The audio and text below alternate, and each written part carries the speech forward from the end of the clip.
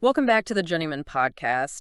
This is episode 50, and today we're going for a really, really fascinating deep dive. Yeah, this one's pretty wild. Okay, so imagine this. You're in a prison cell, right?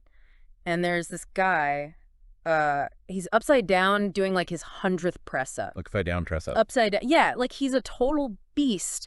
And while he's doing these press ups, he's belting out, "Please release me," at the top of his lungs. It's a pretty vivid image. Right. It's like something out of a movie or something. Yeah, I could practically see it. But this wasn't a movie. This was real life. This happened during a visit with Charles Bronson, you know, Charles Bronson. the guy who's often called Britain's most dangerous prisoner. Oh yeah, I've heard that name. And get this, after this crazy display of strength and singing, Bronson hands his son George Bambi two of his mustache hairs wrapped in a napkin. Mustache hairs, what for? For a DNA test. A DNA test. He honestly thought he might be his father. Wow, that's wild. And a result. Well, according to George, it was pretty conclusive. So, is he or isn't he? We'll get into that a bit later, but it really sets the stage for what we're talking about today. So this deep dive is about Charles Bronson. Exactly. We're taking a deep dive into Charles Bronson and the whole situation around his potential parole. This should be interesting.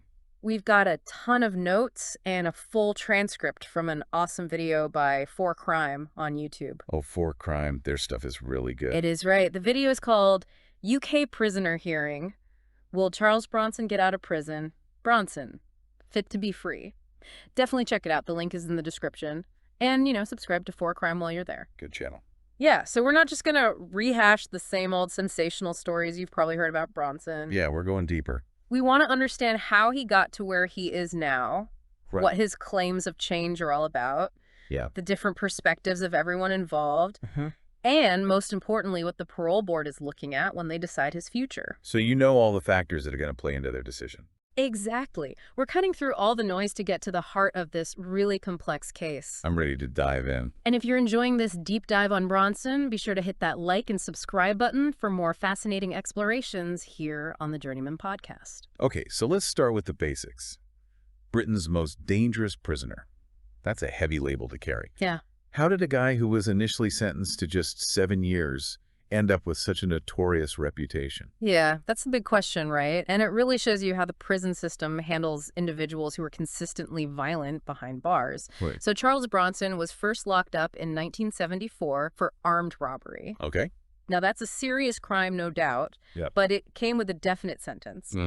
But it was his behavior inside prison that changed everything. So what happened? Over the next few decades, Bronson became infamous for a string of violent outbursts and hostage situations. Oh, wow. Yeah, he just kept escalating things. So he was like a problem inmate from the start. Pretty much. There was this one incident with a prison art teacher, Phil Danielson.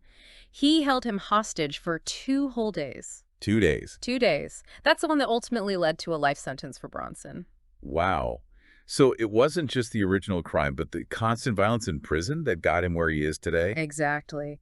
And the tabloid press, they had a field day with him, Oh, yeah, they love that kind of stuff. They really pushed that most dangerous prisoner image. Well, I bet. So we're talking decades of this kind of behavior. Right. But now, as he's getting close to 70, Bronson is claiming he's changed. He says he's anti-violent, and he keeps bringing up his age. Okay. What's interesting is what he says he'll do if he gets released. It's surprisingly ordinary. Ordinary. How so? He wants to live a decent, respectful life, earn a living, and just enjoy whatever time he has left. Okay. That's pretty understandable. He's talked to his son George about moving to Devon. Devon. Yeah, and he even pictures himself starting out in a caravan just to gradually get used to being around people again. That makes sense after being locked up for so long. Right. He's been isolated for almost half a century. Yeah. I can see how that would be tough. He even talks about getting a bus pass, like it's this huge thing. Wow, a bus pass. It shows how much he craves that basic independence. Yeah, freedom of movement, just the simple things. Exactly. And he wants to do normal things like fishing, going to chip shops, Really? He even remembers playing bingo way back in 1979. Yeah, he wants to play bingo again. That's kind of sweet. He talks about running with dogs and just feeling free. So not exactly a life of crime. Not at all. It's like Yeah. he wants to blend and disappear almost. A far cry from Britain's most dangerous prisoner. Right. So let's talk about his son, George Bambi. Oh, yeah. The mustache hair DNA test guy. That whole thing is just bizarre, right? Right. What's George's role in all this besides being his son? It's a weird dynamic. It is pretty strange. George is definitely a key figure in Bronson's life now, and maybe even in how the public sees him. Right. Like you said, their relationship started with that crazy DNA test thing. Yeah. George is a photographer, and he only recently confirmed that Bronson might be his dad. And since then? He's become a huge advocate for Bronson's release. He's always talking to the media. Okay. And this is where it gets really interesting. George has admitted that he and Bronson have made up stories. Made up story. Yeah, just for a laugh, they said. Wow. To keep Bronson entertained and in the news. Yeah, they're playing the media. It seems like it. Mm-hmm. He even told this totally fake story about Bronson wanting a baby. No way! And it ended up on the front page of a newspaper. That's crazy. So there's this whole element of manipulation going on. Yeah, for sure. And George also runs a crime museum that features Bronson's stuff. Really? Yeah, think about that. Such a strange father-son relationship. It makes you wonder what their motives are. It does. It shows that Bronson still wants attention and maybe has a warped view of his own fame. Yeah, George is like his son, his campaign manager, and his PR guy all rolled into one. It's hard to separate fact from fiction with him. Okay, so at the end of the day, it's the parole board that decides. Right. What are they most worried about, and what factors are they going to focus on when they look at Bronson's case? Their main job is to figure out if Bronson is a danger to the public if he's released. Okay, public safety first. Exactly. It's not about whether he's a good guy or if he's served enough time. It's all about protecting people. Got it. So they'll look at his history of violence in prison, of course, but they'll also look for proof that he's changed and rehabilitated. Right, signs that he's not the same guy anymore. Exactly. Yeah. And parole board hearings are changing in the UK right now. Oh, really? They're talking about letting victims and the press attend the hearings. Interesting. And the board might get more power, almost like a court. That makes sense with a high-profile case like Bronson's. Yeah, there's a lot of public interest and scrutiny. For sure. And speaking of change, there's been some news about Bronson's risk level in prison. Oh yeah, that's big. It seems pretty important. It is. They recently downgraded him to medium risk to staff members. Medium risk. That's the lowest he's ever been in all his years inside. So that's good news for him. His son and lawyers think, so they're calling it a huge step towards parole. I can see why. The idea is, if he's not a high risk to staff in a controlled prison environment, maybe he won't be a high risk to the public on the outside. So the parole board will definitely take that into account. Almost certainly. It's a big factor in their assessment. Okay. So that's one point in his favor. Yeah. What else are people saying to support his release? Well, there's the fact that he's been locked up for so long. Right. He's served a lot of time. And he's reportedly been behaving himself for a while now. Leading up to the risk downgrade. Yeah, his lawyers will definitely point to that as a sign of progress. Makes sense. And then there's his age. He's almost 70. Right. Research suggests that violent reoffending drops off sharply after that age. Really? Apparently, it's pretty rare after 70. Interesting. And Bronson keeps saying he wants to live a peaceful life. He's talked about moving to Devon and taking things slow. Yeah, it's not the kind of talk you'd expect from someone planning to go back to crime. Okay, so there are some decent arguments for letting him out, but what are the big obstacles he still faces? What's going to make it hard to convince the parole board that he's safe to be released? I mean, his past is a huge hurdle. He's got this long history of extreme violence in prison. Right. Britain's most dangerous prisoner. That reputation is hard to shake off. The parole board needs to be absolutely convinced that the guy who took hostages and attacked people is truly a changed man. Yeah, they need to see a major transformation.